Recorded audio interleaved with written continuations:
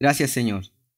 Te damos gracias porque es tu misericordia la que nos permite, Señor, ir estar en tu presencia, nos permite la salvación, nos permite la santificación, pero no solo como un resultado, sino también como parte de un proceso que tú tienes con nosotros, Señor. Un proceso que nos permite estar en intimidad contigo, un proceso constante y del cual tú no te olvidas de nosotros, Señor, y te damos gracias por esto. Señor, somos una iglesia en crecimiento, en formación todavía. Nos falta tanto, Señor. Hay tanto que seguir ordenando, seguir creciendo no solo en orden exterior, sino de las convicciones de nuestro corazón, el entendimiento que solo tu palabra nos debe guiar. Y por supuesto, no solo a entenderlo, sino a practicarlo también, Señor. Somos una iglesia cuyo liderazgo debe crecer, cuyos miembros deben crecer.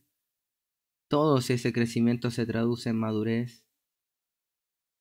Y es por eso, Señor, que confiando en la ruta, en el camino, en la manera, en la forma en que tú lo has establecido, en el seno de la iglesia local, queremos perseverar en tu palabra para que ella siga trayendo lo necesario, orden, madurez, convicción, Señor. Y sabemos que como iglesia no estaremos exentos de desafíos que hemos de afrontar, situaciones críticas, Señor, pero confiamos en ti.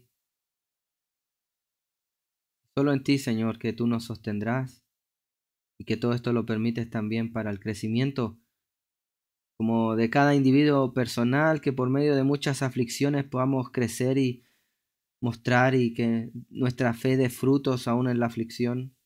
También así todos como iglesia, ayúdanos, Señor.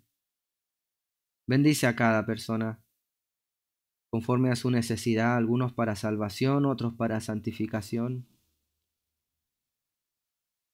Bendícenos, Señor, para gloria tuya. Restaura, corrige, refresca, exhorta, reprende, todo lo que sea necesario y que sabemos que tu palabra es útil, como dice Primera de Timoteo, Segunda de Timoteo 3:16, Señor. Gracias, gracias, Padre. Todo esto te lo pedimos en Cristo Jesús. Amén. Existe un principio histórico datado desde la antigüedad, incluso antes de Cristo, con respecto a la historia militar puntualmente, y este principio es que el orden precede a la estabilidad. El orden precede a la estabilidad. Y esto era puntualmente algo definido y que definió al Imperio Romano. El Imperio Romano, que por lo demás es algo así como un entorno constante para todo lo que nosotros como cristianos estudiamos, que es el Nuevo Testamento. Incluso antes el Nuevo Testamento ya existía y se formó el Imperio Romano, pero es parte del contexto cada vez que analizamos cualquier carta del Nuevo Testamento. El Imperio Romano, el siglo I, el auge de todo esto. Eso era el contexto sociopolítico de la época, y en dicho contexto sociopolítico, puntualmente en el contexto sociopolítico de la guerra, porque los romanos, vaya, que no se quedaban quietos en cuestión de guerra y conquista, tenían esta máxima que les decía: el orden precede a la estabilidad. Cuando esa cadena de orden, cuando esa cadena de jerarquía y de mando en la guerra se rompía, se decía que se desestabilizaba el Imperio Romano. Tanto así que hay un dicho popular en dicha época, y Flavio Renatus, como se decía, en el siglo IV, siglo V, lo definió y lo catalogó cuando hacía su libro de básicamente una mirada sociohistórica de lo que había sido el contexto de la guerra a lo largo de los siglos. Él decía: un ejército no se derrota primero en el campo de batalla, sino cuando deja de respetar a quienes lo dirigen. Otra vez, esta frase condensada de este historiador del ámbito de la guerra, realmente lo que está sintetizando es este principio que el orden debe preceder a la estabilidad, y si tú quieres desestabilizar algo, básicamente has de romper el orden. En términos de guerra, otra vez, si rompemos la cadena de jerarquía, si los soldados no respetan al gobernante, no respetan al general, no respetan al coronel, los generales no respetan a los coroneles no respetan al gobernador, al César, etc. Todo eso se va rompiendo, de modo que nada es ejecutado de manera ordenada, de manera estable, de manera correcta. Y otra vez, como les mencionaba, mis queridos hermanos, esto es parte del contexto que tenemos a lo largo de todo el Nuevo Testamento, porque este era el contexto, era el entendimiento social de aquella época en la que se escribieron cada una de las cartas que nosotros tenemos en nuestras manos por medio de la palabra, por medio de lo que el Señor ha hecho prevalecer. Y esto también es básicamente lo que Pablo quiere apuntar en nuestro texto del día de hoy en Primera de Tesalonicenses capítulo 5. Abra conmigo Primera de Tesalonicenses capítulo 5, que seguimos en esta serie de predicaciones. Ya nos va quedando poco, mi querido hermano. Y recuerde usted, para retomar la idea, esta iglesia era una iglesia reciente, era una iglesia plantada hace poco tiempo, como nos narra Hechos capítulo 17. Pablo salió de Filipos después de estar preso, llega con los hermanos de Tesalónica, quienes habían sido muy solícitos. La carta de Tesalónica, o la iglesia de Tesalónica, es la iglesia de mayor información que tenemos en la Biblia y que representa una iglesia fiel, una iglesia ejemplar. Esta es la iglesia ejemplar. También es mencionada en Hechos 16, Hechos 17, la iglesia de Berea. Los bereanos, que eran solícitos en la escritura, aún mayor que los de Tesalónica. Sin embargo, tenemos más antecedentes, más detalles de la iglesia en Tesalónica. Y esto tiene un fuerte énfasis en el progreso del evangelio. Pablo en los primeros capítulos da gracias por ellos, por cómo habían recibido la palabra, por los frutos. Eran verdaderos cristianos. El capítulo 2, capítulo 3, Pablo también está hablando de su ministerio con ellos, ¿verdad? Y tenemos un fuerte énfasis en esta carta, y es lo que hemos estado detenidos también observando el capítulo 4, versículo 13 en adelante, con respecto al final de los tiempos. A esto que se llama en la teología, en el estudio de la palabra del Señor, escatología. Escato, para hablar del final, que es los tiempos finales. Y hemos estado viendo, mi querido hermano, que Cristo vuelve, ¿verdad? Cristo vuelve por su iglesia, y independiente que queremos entender, hemos de entenderlo y vamos a seguir creciendo como iglesia con este entendimiento, independiente del orden de los tiempos de las cosas, que por lo demás la palabra no lo deja al aire, y lo seguiremos creciendo en esto. El resultado de entender que Cristo viene ha de producir en nuestros corazones algunas cosas muy concretas. Uno es santificación. ¿Por qué? Porque Cristo vuelve. Su iglesia ha de esperarlo, y no de cualquier manera, no perdiendo el tiempo, sino ha de esperarlo creciendo en santidad, depurando en cierto sentido, apartándose del pecado. ¿Por qué? Porque su Señor vuelve por su iglesia. Queremos que vuelva a buscar una iglesia como Él mismo la va a vestir, de lino fino, en santidad. Queremos que haya, en este sentido, que haya santificación de parte de nosotros. ¿Por qué? Porque sabemos que Cristo vuelve. Cristo vuelve, y no como un perdedor. No. Nunca vino así, aunque vino como cordero que se humilló. Realmente vino a establecer su victoria, y ahora en su segunda venida vendrá, aunque como ladrón en la noche, los versículos que hemos visto, vendrá para establecer el trono que le pertenece, ¿verdad? Y sabemos que el Señor va a haber un rapto. Sabemos que esto es inminente, aún cuando hayan periodos que digan haber paz, tranquilidad, esto es inminente. Sabemos que va a haber una gran tribulación, sabemos que el Señor reinará por 1000 años en la tierra, sabemos que el Señor vendrá y traerá un día de juicio para algunos y un día de galardón para otros. Vendrá el día de Cristo, el día del Redentor, el día de nuestro Señor Jesucristo, que los cristianos esperamos, pero también vendrá el día del Señor, el día en que el Rey Supremo de todo dará juicio para todos y pondrá todas las cosas en su lugar.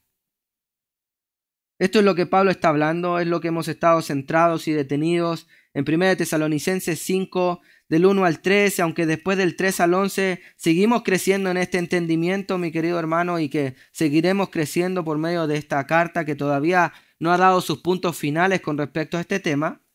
Sin embargo, en los versículos que veremos el día de hoy, versículos 12 y 13, Pablo está otra vez haciendo un alto. Hemos de tener la mente en que Cristo vuelva, pero eso tiene unas implicaciones presentes. Hemos de tener la mente, una perspectiva amplia. Cristo vuelve, el Señor no ha terminado su plan. Sin embargo, mientras tenemos nuestra mente ahí, en que Cristo vuelve en la eternidad, eso debe traducirse en que nuestra ejecución presente debe ser de cierta orden, de cierta medida. Leamos 1 Tesalonicenses 5, 12 y 13. Dice: os rogamos, hermanos, que reconozcáis a los que trabajan entre vosotros y os presiden en el Señor y os amonestan, y que los tengáis en mucha estima y amor por causa de su obra. Tened paz entre vosotros.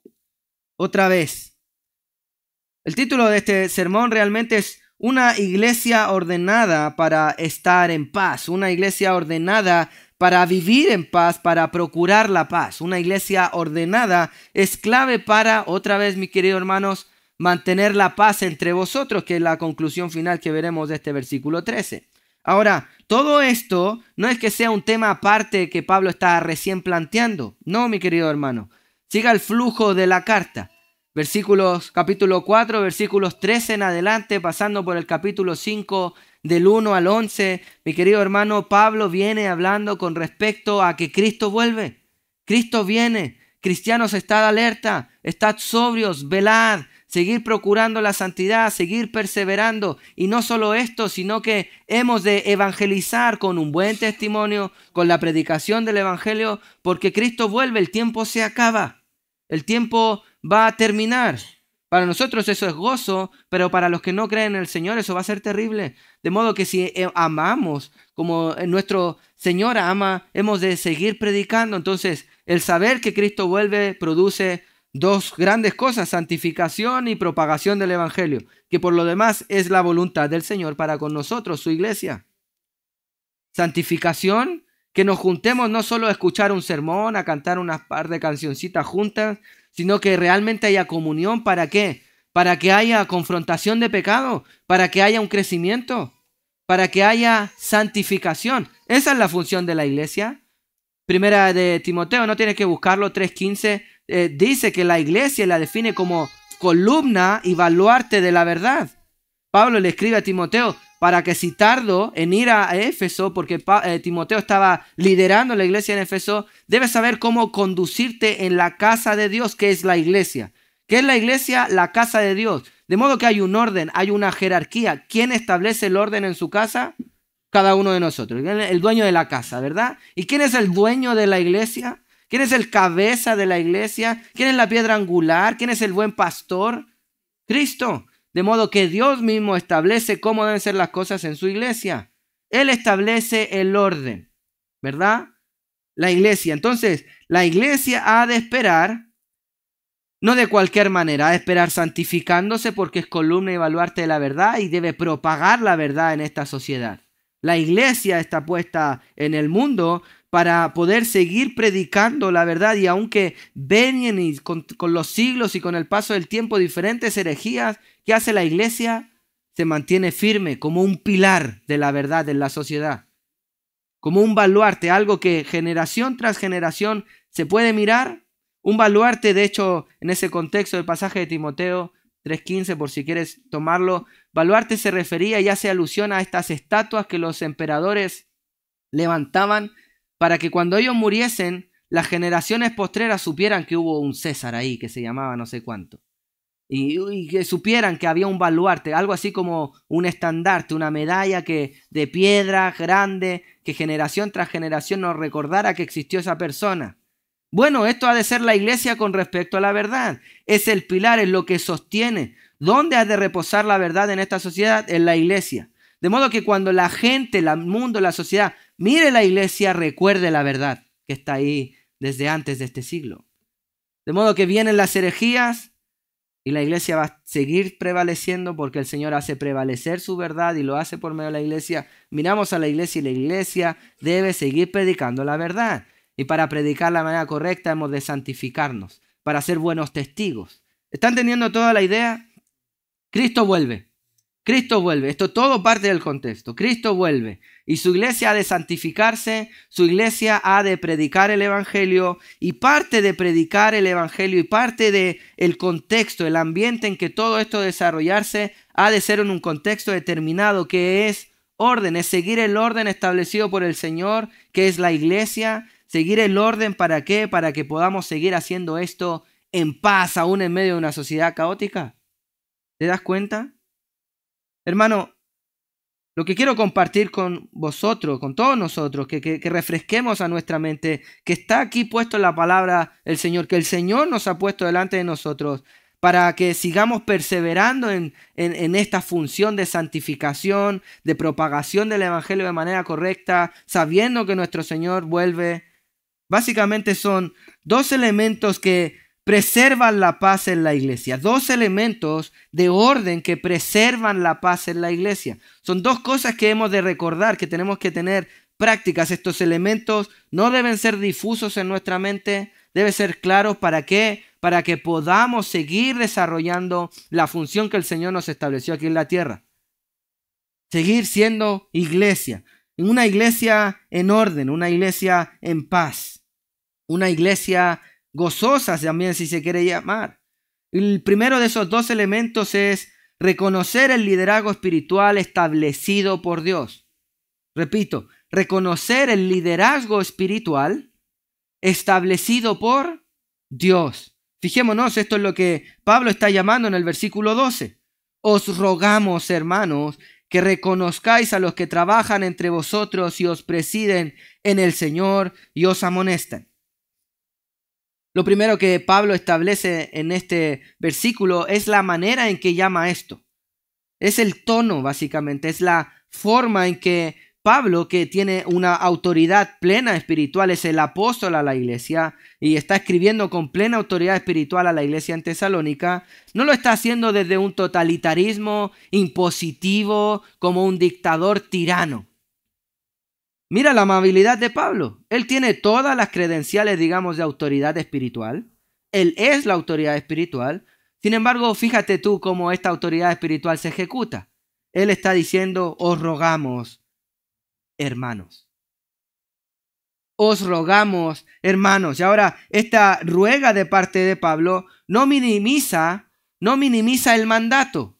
¿Qué tenían que hacer los hermanos en Tesalónica? Bueno, lo que sigue en el versículo, debían reconocer a los que trabajan y presiden y amonestan, ¿verdad? La iglesia ha de reconocer, esto es un mandato. Sin embargo, sabemos también cómo este mandato se ejecuta de parte del liderazgo, de modo que este pasaje no solo le habla a la iglesia, a los feligreses, sino también le habla al liderazgo de una iglesia para saber cómo deben liderar la iglesia, con qué tono han de liderar la iglesia. Otra vez, Pablo está siendo plenamente cálido, si queremos decirlo. Os rogamos, hermanos en la fe. Por supuesto, tiene una autoridad superior, sin embargo, no es más que el resto de los hermanos, sino que se identifica como un hermano, como un par, que cumple una función diferente delante del Señor. Sin embargo, no es que sea más cristiano que el resto de los cristianos. ¿Se da cuenta usted? Está tratándolos de igual a igual, hermanos, con plena humildad. Ese es el tono que siempre los líderes han de recordar. Porque la iglesia ha de reconocer el liderazgo espiritual y parte de reconocer el liderazgo espiritual es lo que hace el liderazgo espiritual.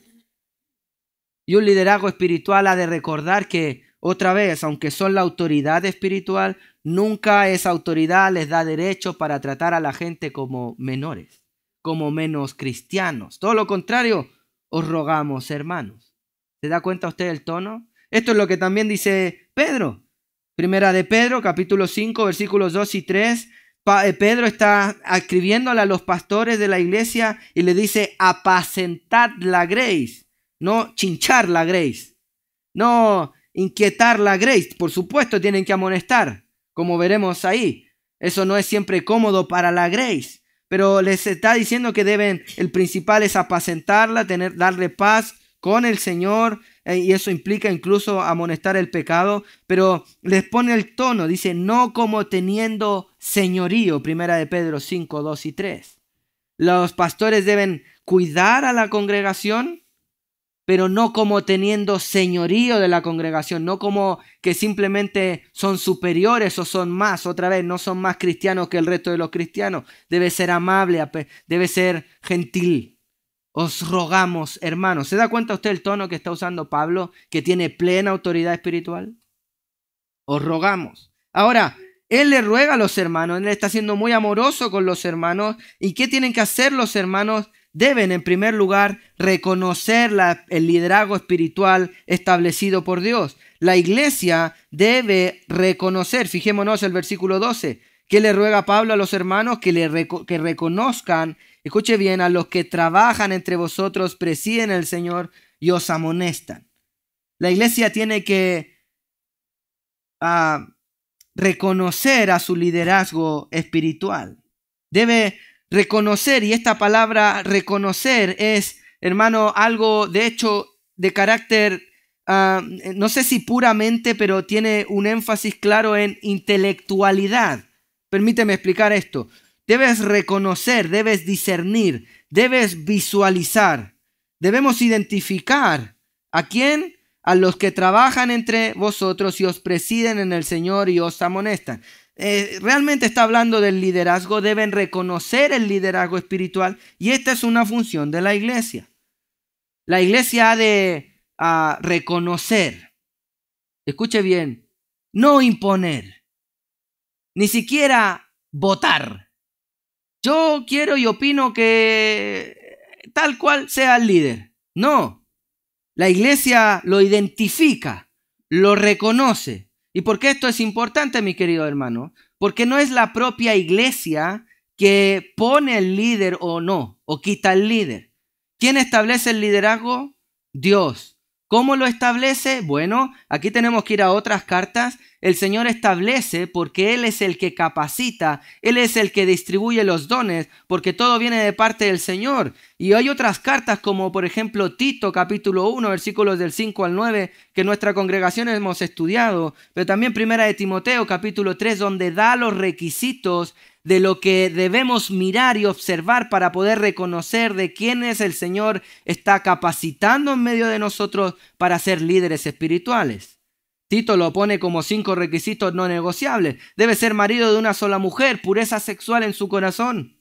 Debe, tener un probado liderazgo familiar, sus hijos en sujeción. Debe tener un carácter apropiado. No ser de una manera, ser de otra manera, como lo va detallando, versículos 7 y 8 de Tito capítulo 1. Debe tener una capacidad de enseñar la palabra, porque la enseñanza es parte de sus grandes funciones de un líder espiritual. Debe enseñar la palabra del Señor para que la iglesia sea alimentada por la palabra del Señor. Debe conocer tanto la palabra del Señor para poder aplicar y dar un consejo bíblico, sabio, coherente, lógico, entendible desde la perspectiva bíblica. Debe velar, debe ver cuáles son los peligros en la congregación para proteger al rebaño. ¿Se da cuenta? Debe tener capacidad de enseñar. Tito 1:9 lo pone así: retenedor de la palabra fiel con la que ha sido instruido, para que pueda también enseñar a otros. Todo esto son 4 requisitos. ¿Y dónde estaba el quinto? Antes, versículo 6, irreprensible. Es decir, tiene que cumplir todo esto, no de vez en cuando, sino siempre. Es una característica de él. Es una característica que es un hombre de una sola mujer, que tiene un probado liderazgo familiar, que tiene un carácter aprobado. Irreprensible no es perfecto. No, es irreprensible, es la tónica, es una característica visible para toda la congregación, y es tan visible que la congregación, 1 Tesalonicenses 5:12, lo reconoce. Lo identifica. Está visible. ¿Se da cuenta usted? Está visible, es coherente. De modo que la iglesia, mi querido hermano, no va a dar un cargo, no da una autoridad. La autoridad la da Dios por medio del Espíritu Santo, que nos capacita con dones y un carácter aprobado delante del Señor. Dios regala a la iglesia el liderazgo. ¿Y qué ha de hacer la iglesia? Identificarlo. Y esto es vital. Y esto nos va a alejar de un desorden en la iglesia. Porque podría venir tal o cual y dice, pastor, yo quiero ser líder en la iglesia. Quiero un cargo en la iglesia. Y en primer lugar, ese no es el orden. Ya no sé la tarea que probablemente que hay en el corazón. Hambre y sed no de servicio, sino probablemente de autoridad. ¿Verdad? Y la iglesia ha de rechazar esto en primera instancia, porque no te vamos a dar un cargo para que empieces a ser alguien. ¿Verdad? Sino que la iglesia reconoce a los que ya son alguien porque el Señor nos ha dado y lo va reconociendo y lo va aceptando como un líder espiritual. ¿Qué es lo que la iglesia debe reconocer? Escuche bien, a los que trabajan, presiden y amonestan. ¿Qué es lo que la iglesia ha de identificar? Versículo 12, trabajan, presiden y amonestan. Esto es la descripción del liderazgo. Escuche bien, usted no reconoce el liderazgo porque esta persona me cae bien. No es una afinidad personal, emocional. Eso básicamente sería caer en el pecado que Santiago nos advierte, la carta de Santiago, que no debemos caer, acepción de persona o favoritismo, si quiere llamarlo. No, a quienes la iglesia reconocen, no da simplemente títulos, no da un linaje, no da una casta, como dirían ahí por Argentina, ¿verdad? Sino que va una funciones. ¿Qué debe hacer el liderazgo de una iglesia? ¿A quién la iglesia debe reconocer? En primer lugar, trabajan entre vosotros. Trabajan. ¿Se dio cuenta usted? El pastor trabaja, o debiera. Hay algunos pastores bien holgazanes. ¿Es esto correcto? No. ¿Y cuál es el trabajo de un pastor? Se lo defino en 3. Alimentar la congregación, aconsejar a la congregación, velar por la congregación. Alimentar, ¿cómo? Con la predicación. Predicar es un trabajo. Lleva muchas horas. Si quieres ser fiel a la palabra, no te improvisas. Lo estudias para decir, así dice Dios. Y presentar todos los argumentos, toda la evidencia y que sea claro.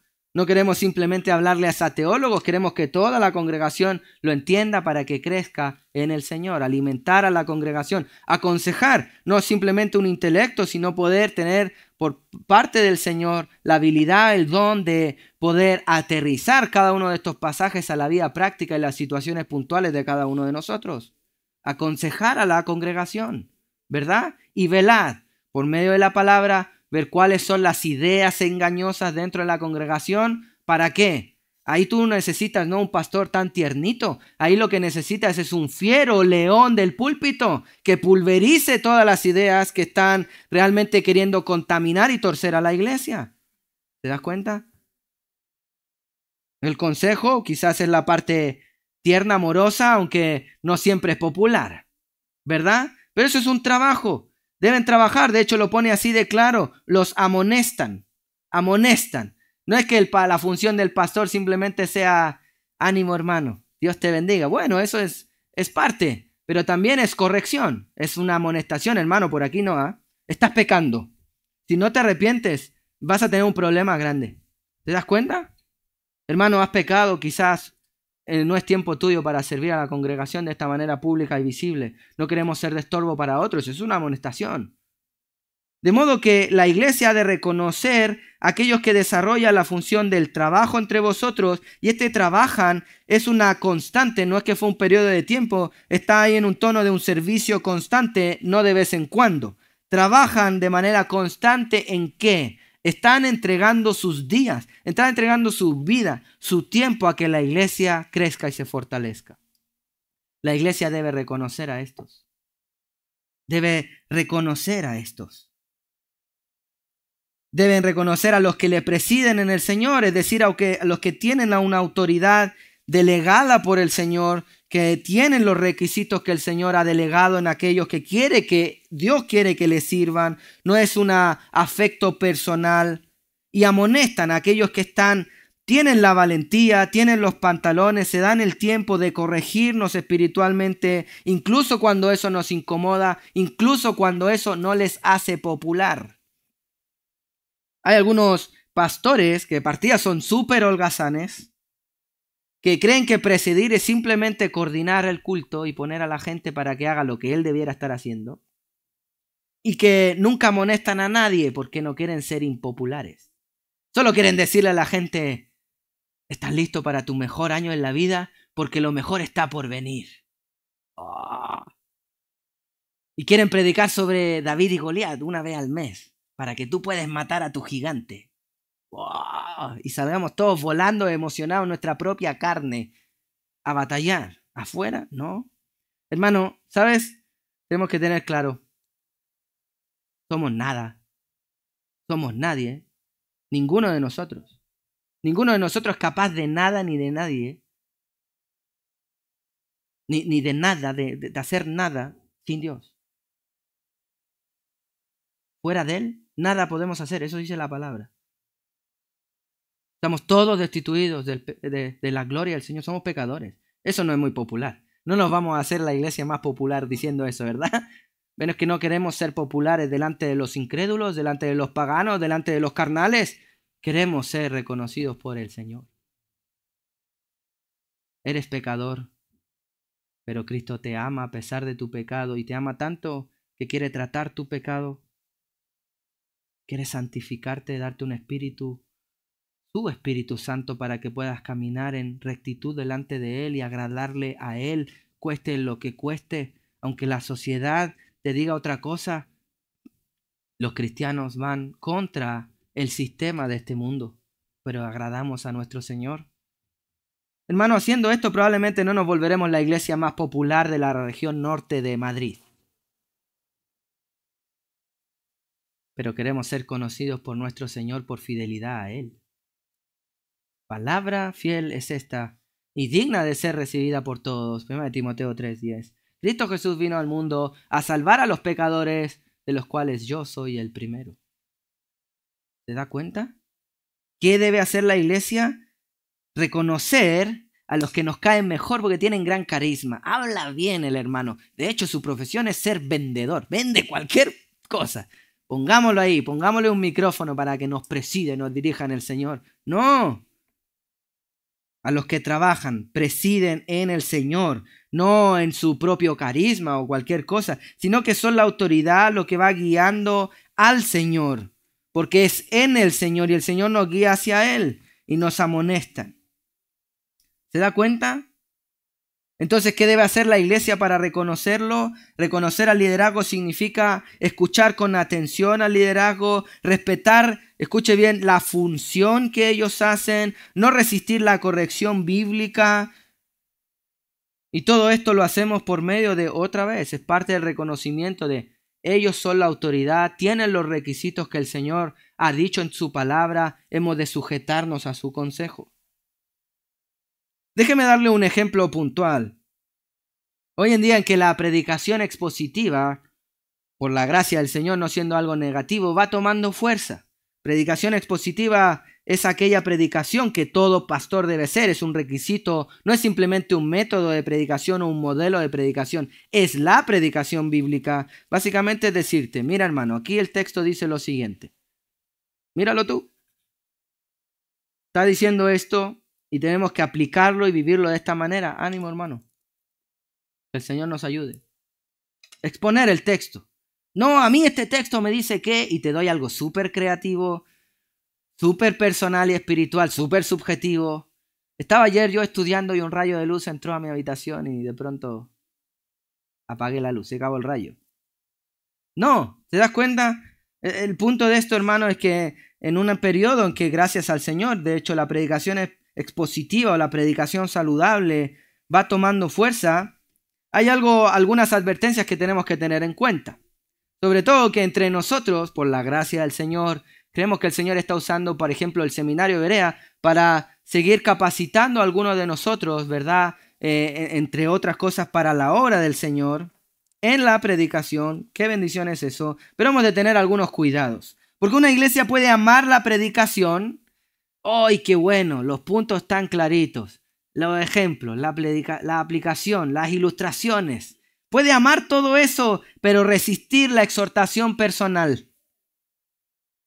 Pero luego vamos a la cancha, al 1 a 1, y nos metemos en el área chica de tu corazón y decirte, hermano, nosotros evaluamos aquí quizás una ganancia deshonesta o un orgullo o lo que fuese y resistirlo.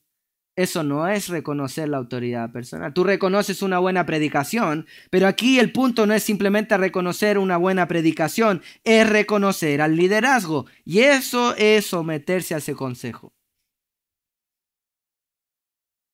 Si el liderazgo ha sido impuesto por el Señor, y no estamos diciendo que sea infalible, por supuesto que pueden equivocarse, pero pueden caer en un error, pero la tónica general no es caer en el error si ha sido puesto por el Señor.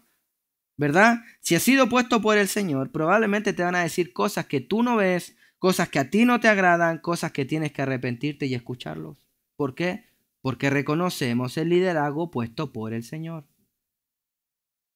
Una iglesia, como decía, puede amar la predicación, pero resistir la exhortación personal. Y Pablo muestra que ambas forman parte del mismo ministerio. Predicación, exhortación personal, corrección. La iglesia debe reconocer a los que están constantemente trabajando, estudiando la palabra, velando por la iglesia, que son las autoridades espirituales que el Señor ha establecido en la vida de la iglesia para que nosotros como iglesia local crezcamos y cuya función, parte de grande de sus funciones es amonestarnos, es meterse con nuestro pecado.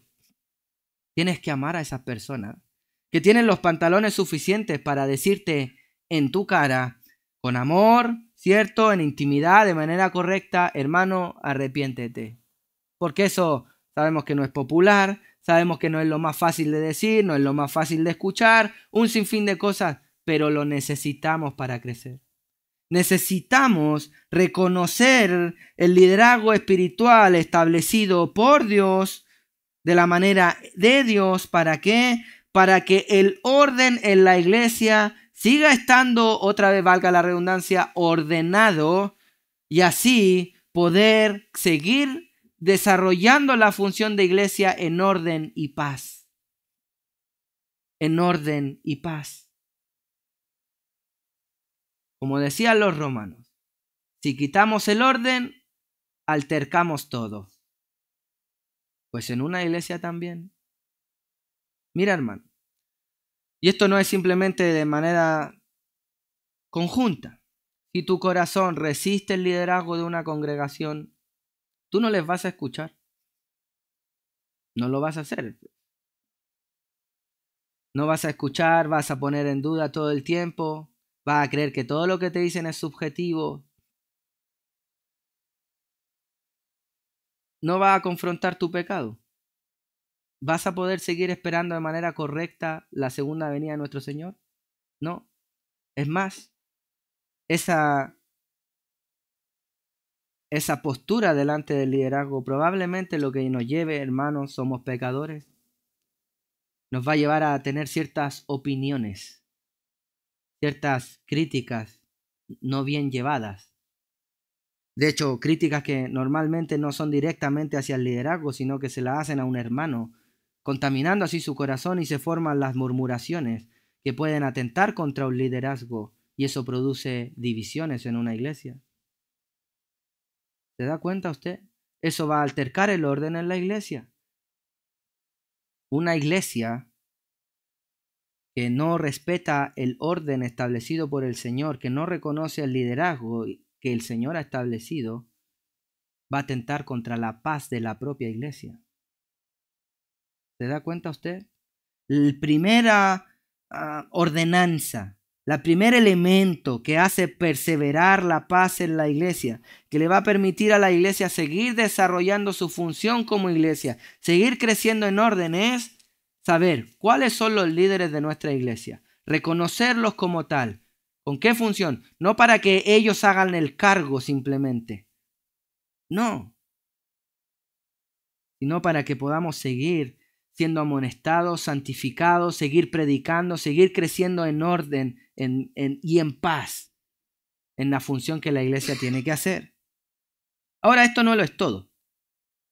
El segundo elemento que Pablo nos arroja aquí está en el versículo 13. Y el segundo elemento que va a dar orden a la iglesia, que le va a permitir a la iglesia seguir desarrollando su función, escuche bien, en paz delante del Señor, porque delante de la sociedad esto es una guerra espiritual, es estimar a los líderes por causa de su obra. No es solo un reconocimiento, un entendimiento intelectual, sino que Pablo pasa de este carácter intelectual a una estima, algo que quizás pueda ponerlo en términos emocionales, pero no es solo emocionales, sino es un afecto a este liderazgo. Escuche bien el versículo 13, la parte A lo deja muy claramente, dice, no solo que tienen que reconocer a los que trabajan, presiden y amonestan en el Señor, sino que tienen que tener la iglesia en estima y que los tengáis en mucha estima y amor, estima y amor por causa de su obra. Para poder estimar a los líderes por causa de su obra y poder cumplir este segundo elemento que va a guardar el orden en la iglesia, que va a permitir que la iglesia siga desarrollando su función en rectitud, en orden, en paz. Usted tiene que estimar a los líderes por causa de su obra. Usted tiene que tener una actitud correcta, y la actitud correcta está clara ahí: estima y amor.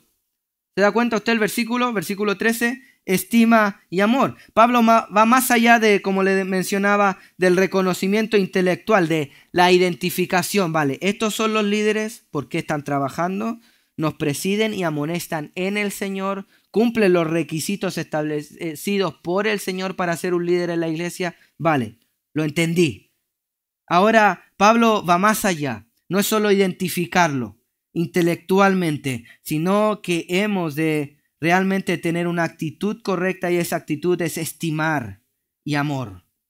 Estima es una valoración consciente, no abstracta. Una valoración consciente, no abstracta. Y créame, hermano, si hay un buen pastor que se digne de buen pastor, la estima que pretende no es que le aplaudan los sermones. No. De hecho, si es un buen pastor, probablemente va a querer arrancar de esos aplausos porque pueden dañar su corazón, hacerlo una persona engreído o algo así, ¿verdad? Y hemos de cuidar el corazón. Pero si hay algo que va a dar estima o va a dar una valoración consciente, no abstracta, a un pastor, es que escuchen la palabra. Primera de Tesalonicenses 2:13 es lo que nos dice. Realmente aquí vemos que Pablo está dando gracia a los hermanos. Pablo, que es la autoridad espiritual, da gracia a los hermanos en Tesalónica porque ellos habían recibido la palabra del Señor. Ellos habían recibido la palabra del Señor, se habían aferrado a ese consejo que Pablo y ellos habían dado. Y recibieron la palabra del Señor que los líderes estaban teniendo para la iglesia, no como palabra humana, sino como lo que era palabra del Señor. Y Pablo valoraba muchísimo esto. De modo que si tú quieres estimar realmente el liderazgo espiritual puesto por el Señor en tu vida, escucha lo que dicen. Escucha las predicaciones, no para que los alabes, sino que escuchar es recibir, es aceptar, como lo que hicieron los hermanos en Tesalónica y que Pablo está elogiando. Ellos escuchaban la palabra del Señor, se aferraban a dicho consejo, estaban realmente considerando cuál había sido su predicación y la conducta, el fruto de su predicación. Ellos estaban valorando conscientemente, de manera práctica, no abstracta, cómo recibiendo el consejo. Si tú realmente se estima el liderazgo espiritual, no solo pidas consejo, obedécelo. Escúchalo, obedécelo. Aquí no estamos, el pasaje no va a que hermanos háganle fiesta de cumpleaños, de aniversario de pastor, de todo lo que se les pueda ocurrir, denle regalitos, comida, ¿cierto? No, todo eso es válido, no es que sea necesariamente pecado, pero ¿cuál es la verdadera estima? ¿Cómo se expresa la verdadera estima? Escucha el consejo y ponlo por obra. Acéptalo. Estima. Estimas es una valoración. Si tú estimas la función que ellos hacen, si tú estimas los consejos que das, Tú valoras el consejo que dan. ¿No lo pones en el tacho de la basura? ¿Te das cuenta, hermano? Porque estimamos lo que están haciendo, estimamos el trabajo, estimamos la obra, estimamos lo que Dios nos ha dado, porque es un liderazgo puesto por el Señor. Hemos de tener estima y amor. Es un afecto, una disposición realmente afectiva por esto, por lo que hacen.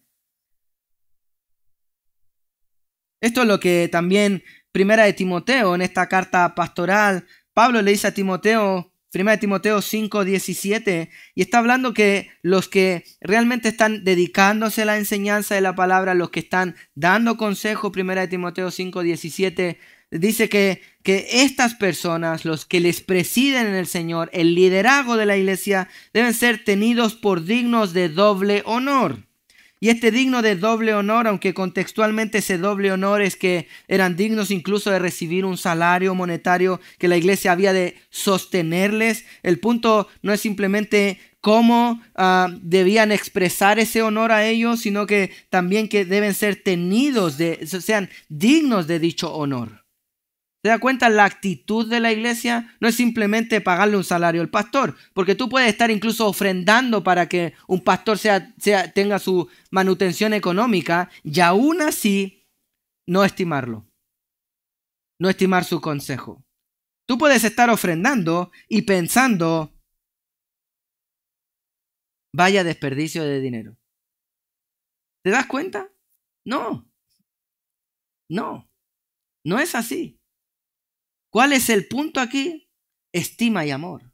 Realmente amar la función que hacen. Amamos a Dios y damos gracias al Señor porque Él ha levantado líderes delante de la congregación para que trabajen por nosotros, nos presiden, nos guían en la fe, nos amonestan. De esta manera todos podemos seguir creciendo y esperando correctamente la segunda venida de nuestro Señor. ¿Cómo? Creciendo en santidad a causa de su trabajo, a causa de su guía, a causa de su amonestación y predicando al Señor de manera correcta. Porque si nadie nos amonesta, nos corrige, nos preside, nadie está velando por nuestra vida, probablemente vamos a guardar malamente el testimonio, vamos a predicar un falso evangelio, no vamos a ser pulidos, vamos a básicamente traer deshonra al propio evangelio.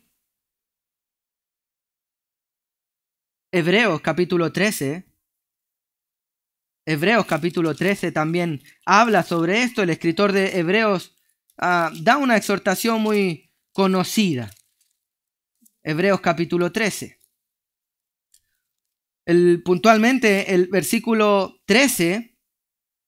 13, versículo 17 dice: obedeced a vuestros pastores y sujetaos a ellos, porque ellos velan por vuestras almas como quienes han de dar cuenta, para que lo hagan con alegría y no quejándose, porque esto no es provechoso.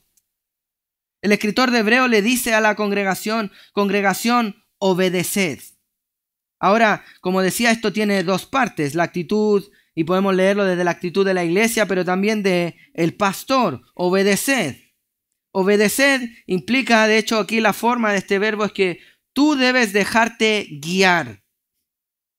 Es un verbo griego en una conjugación que no tenemos a plenitud en el español, es voz. Este verbo también en voz media, que básicamente está queriendo decir déjate guiar. Tú haces la acción pero recae sobre ti. Tú debes dejarte obedecer, si tuviéramos que traducirlo muy literalmente.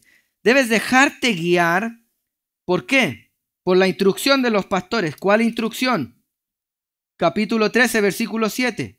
Otra vez, ese mismo capítulo antes está dando claridad de todo esto. Acordaos de vuestros pastores que os hablaron, ¿qué cosa? No lo que les salió del ombligo, no lo que yo creo que, yo siento que, a mí me late que, mi experiencia me dice que. No, ¿qué debe hablar un pastor? La palabra de Dios.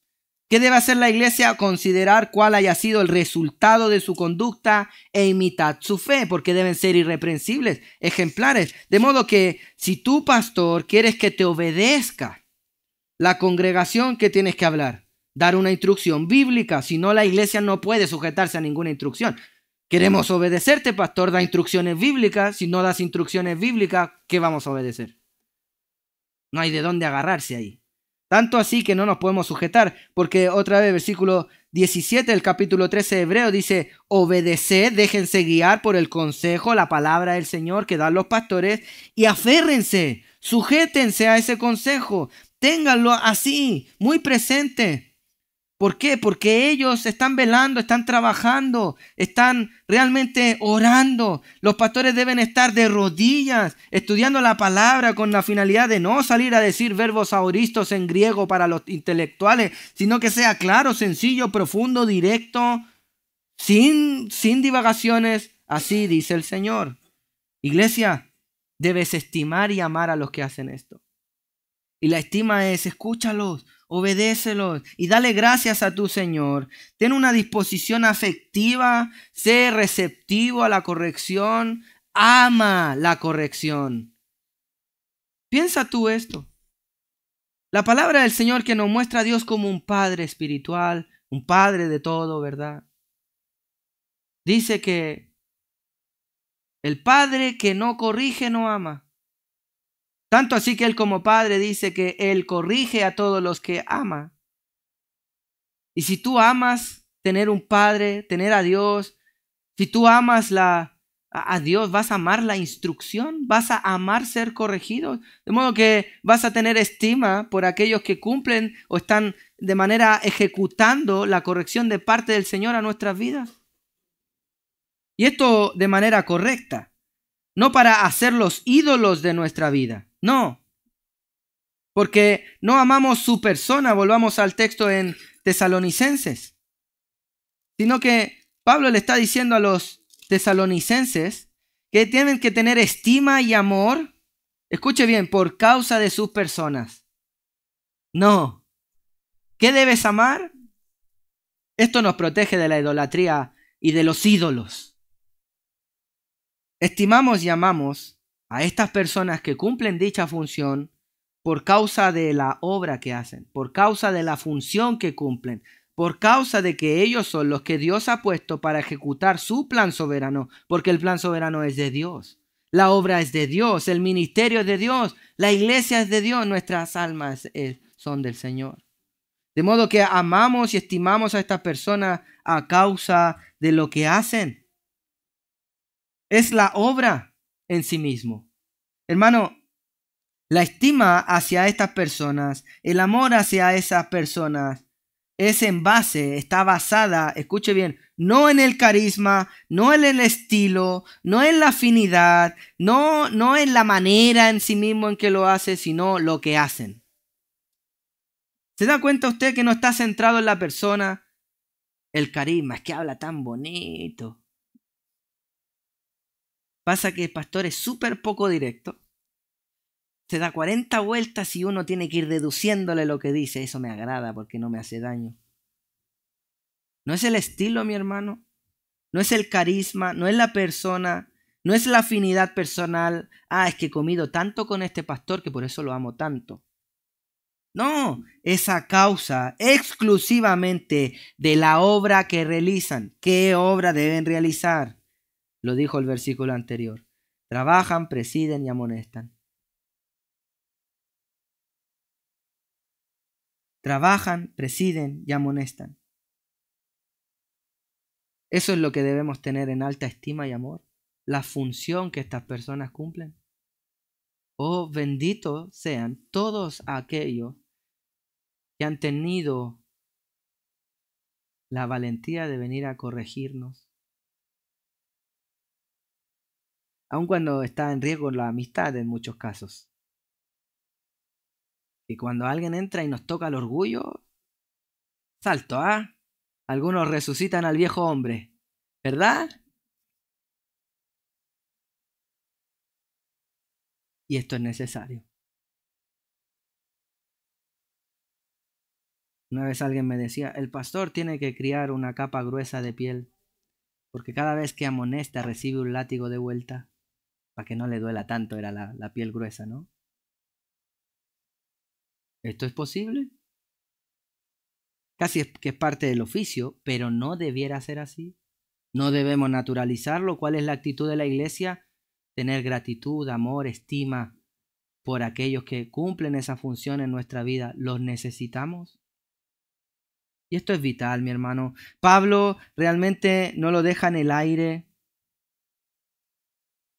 En Colosenses, en la capítulo 4, versículo 17, en la salutación final, está hablándole puntualmente a un hermano que está desarrollando un ministerio entre los hermanos en Colosenses, y aunque menciona a varios hermanos, no voy a ni siquiera centrarme en la mención al hermano, aunque está ahí claramente su nombre.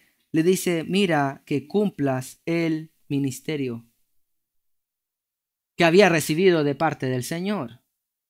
Un pastor, cueste lo que cueste, sea lo que sea, la reacción que tenga la oveja, sea lo que sea, tiene que cumplir la función de trabajar, presidir, amonestar, corregir, meterse con nuestro pecado, como solemos decir. Hermano, esto nos protege de idolatrar a ciertos líderes porque lo estimamos a causa de su obra. Pero también esto nos protege de despreciarlos cuando nos corrigen, porque es la obra que el Señor les ha encomendado. Es fácil estimar a aquellos líderes que solo nos animan, solo nos golpean el hombro, pero es más difícil estimar a aquellos que nos amonestan y confrontan, como el pasaje está diciendo acá. Pablo enseña que ambos expresan la obra del Señor. Esto es parte de la exhortación: corregir y animar, impulsar. ¿Y cuál va a ser el resultado de todo esto? ¿Cuál es la conclusión de, en primer lugar, tener este elemento básicamente de reconocer, identificar a aquellos que nos lideran, la autoridad espiritual puesta por el Señor? Pero también, ¿cuál va a ser el resultado de no solo identificarnos, no, sé que es el pastor, sino tener estima, tener amor por ellos, por la causa de la obra, de la función que están teniendo? ¿Cuál va a ser el resultado? Orden. Y ese orden va a traer paz entre los hermanos. Tened paz entre vosotros. Esa es la conclusión directa. Pablo no dijo: ¿qué más les digo? Bueno, tengan paz. No. Esto lo inspiró el Espíritu Santo y lo puso ahí, justo después de hablar de esto que está hablando. Paz aquí no es emocional. Tened paz entre vosotros. Esa palabra entre, como cláusula aún en nuestro español, está apuntando que esta paz debe ser una paz relacional y funcional. Debe respirarse paz en medio de las relaciones. Y hermano, piense usted la locura que el Señor, en su grandeza, y solo Él ha designado. Pecadores presentes, yo el primero, ¿verdad? ¿Y qué hace si junta usted un pecador con otro pecador? ¿Va a salir santidad? Más pecado. Entonces va a juntar un orgulloso con un rencoroso. Aquí vienen todos los días jueves el problema del corazón. Un rencoroso con un afanoso, con un orgulloso, con un ingrato, ¿cierto? Con tantas cosas. Si no estamos relacionándonos entre nosotros en Dios, siguiendo el orden establecido por Dios, va a ser un caos total. Si a eso le sumamos las culturas entre nosotros, madre mía, no nos ponemos de acuerdo ni en qué comer. Arepas, pupusas, y ahí la pelea. No, ya arepas. De Colombia o Venezuela, otra pelea. No, parece chistoso, pero imagínese. Tener paz entre vosotros es relacional. Debemos realmente buscar y procurar eso, y esa paz ha de estar guiada por el orden que el Señor ha establecido. Efesios 4, capítulo 3. Efesios 4. Perdón, hermano, solo te mencioné el versículo 3, que es la dirección, el mandato puntual: solícitos en guardar la unidad del espíritu en el vínculo de la guerra espiritual. No, de la paz. Déjame rápidamente mencionarte Efesios 4. Pablo, versículo 1, está transitando a la manera práctica de cómo hemos de vivir toda la doctrina del capítulo 1 al capítulo 3. Efesios 4:1, yo pues prisionero en el Señor, os ruego, otra vez el pastor hablando en ese tono amoroso, os ruego que viváis de manera digna de la vocación a la que habéis sido llamados. Hemos sido llamados a vivir de manera digna la vocación que hemos recibido del Señor, y eso es esperarle en santidad, predicando el Evangelio, porque Cristo vuelve. Que viváis de manera digna la vocación a la que habéis sido llamados, con toda humildad, punto clave, y mansedumbre, esforzándonos, solícitos, versículo 3, en guardar la unidad del Espíritu en el vínculo de la paz. El vínculo de la paz es el Espíritu Santo, es que los cristianos vivan en el Espíritu Santo, y eso no es solo abstracto, eso es vivir en lo que el Espíritu Santo ha dictaminado, ha inspirado, que es su palabra, y su palabra nos dejó un orden para que nuestras relaciones pudieran ir ordenadas, y dentro de esas relaciones ordenadas es reconocer que, versículo 7 más adelante, tenemos un solo Señor, tenemos un solo Espíritu, que hemos de vivir en esa unidad, reconociendo el liderazgo, versículo 11. Efesios capítulo 4, después de hablar de la unidad, es como que se invirtieron los órdenes mismos que está diciendo Pablo. Está hablando de lo mismo. Unidad. ¿Cómo? Versículo 11. El Señor ha establecido liderazgo. Versículo 12. ¿Con qué función? A fin de, con la función de perfeccionar a la iglesia, a los santos, para la obra del ministerio, para que puedan ejecutar la función de iglesia, para la edificación del cuerpo de Cristo. ¿Hasta cuándo, pastor? Puede seguir más adelante, hasta que todos lleguemos a la altura del varón perfecto llamado Cristo. Para que todo esto pase, debe pasar en un entorno de paz. Y cada vez que atentamos contra el orden establecido por el Señor, atentamos contra la paz. El orden no es simplemente jerárquico, simplemente está ahí porque no entendemos por qué. El liderazgo debe ser reconocido, debe ser una obra valorada, estimada, con una actitud correcta, porque el liderazgo y a su vez la paz no se impone, se produce, y todos nosotros estamos llamados a colaborar a la paz entre nosotros. ¿Cómo hacemos esto? Respetando el orden. No, pastor, es que yo tengo dicho don y tú no lo estás reconociendo. Ni yo ni nadie más en la iglesia, hermano. Que yo tengo el don para la alabanza, pero canta fatal, ¿no? Parece chistoso. Pero nuestro orgullo nos puede llevar a creer cosas que nosotros no damos cuenta. Necesitamos el resto para que todo esto sea ordenado, porque toda la iglesia ha de reconocer, etc. Y quizás por ahí parece chistoso con el ministerio de la alabanza. Pero ¿y cuando uno que no tiene el don ni el carácter ni nada y quiere ser líder de la iglesia? Eso es más peligroso, ¿no? Todo no debe construir al orden y la paz. Pablo nos muestra la paz de la iglesia no depende de simplemente evitar conflicto, que eso es correcto, sino de ordenarse conforme al diseño del Señor. Donde hay reconocimiento y estima bíblica, hay armonía, hay crecimiento porque estamos en la ruta que el Señor nos ha dejado. Examinémonos, hermanos. ¿Reconocemos realmente a quienes Dios ha puesto para guiarnos? Esto no es por afecto personal, no es por estereotipos. Hay algunos que creen que solo eres pastor solo si tienes barriguita, ¿no? No son estereotipos, afectos personales, es lo que hacen, la función. No es el estilo, ni siquiera es lo que hacen. Si estimamos realmente el orden del Señor, vamos a estar contribuyendo a la paz y al orden, y no al desorden en la iglesia. De esta manera, ordenada, en paz, tenemos que esperar la segunda venida de nuestro Señor. Tenemos que seguir creciendo en santidad. Tenemos que seguir predicando el Evangelio. Para seguir creciendo en santidad, Dios ha dejado un diseño, un orden. Y parte de ese orden al que todos contribuimos es reconocer al liderazgo espiritual que el Señor ha establecido y amarlo, estimarlo por causa de lo que hacen. Por causa de lo que hacen. Vamos a orar.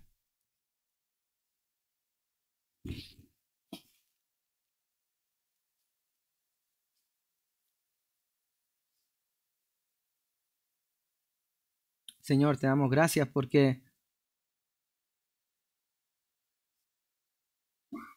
Señor, aún de tiempos antiguos tú siempre has levantado hombres para guiar a tu pueblo. Lo hiciste con los patriarcas, aún con los jueces en cierta medida.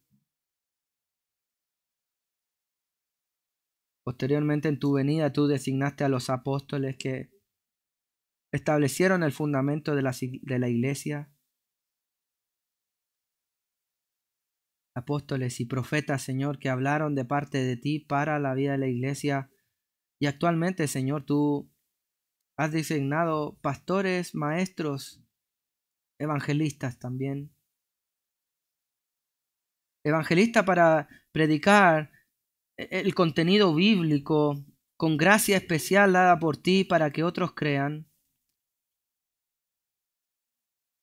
Pero también has dejado un liderazgo como pastores maestros que nos enseñan, nos instruyen y, como dice este pasaje, trabajan, velan por nuestras almas, como dice Hebreos 13:17.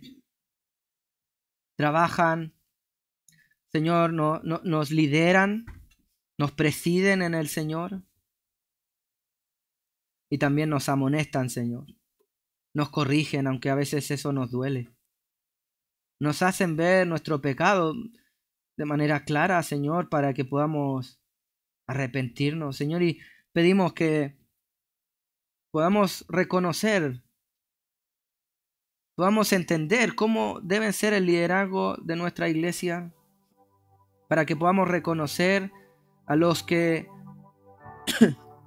creemos que tú vas a ir levantando en esta iglesia, porque necesitamos que el liderazgo de esta iglesia crezca, Señor. Lo necesitamos, Señor. Y pedimos que cuando tú otorgues y permitas esto, la actitud de nosotros como iglesia, de todos, sea estimarlos, amarlos. Y esa estima no es abstracta, simplemente nominal o de trato, sino que sea que podamos ser dóciles a la corrección, al consejo, a la obra que ellos realizan en el cuerpo. Que podamos tenerlo en alta estima, es decir, que el consejo que ellos den no sea simplemente uno más, sino que realmente sea el consejo del liderazgo que tú has puesto en nuestras vidas. Ayúdanos, Señor. Ayúdanos, Señor, a que de esta manera podamos seguir creciendo y esperando tu segunda venida en orden, y ese orden produzca como un resultado, como una consecuencia, paz en la vida de la iglesia. Paz en la vida de la iglesia. Porque estamos en orden contigo. Porque estamos en paz contigo. Ayúdanos, Señor, a cumplir esto para gloria tuya y honra tuya. En Cristo Jesús. Amén.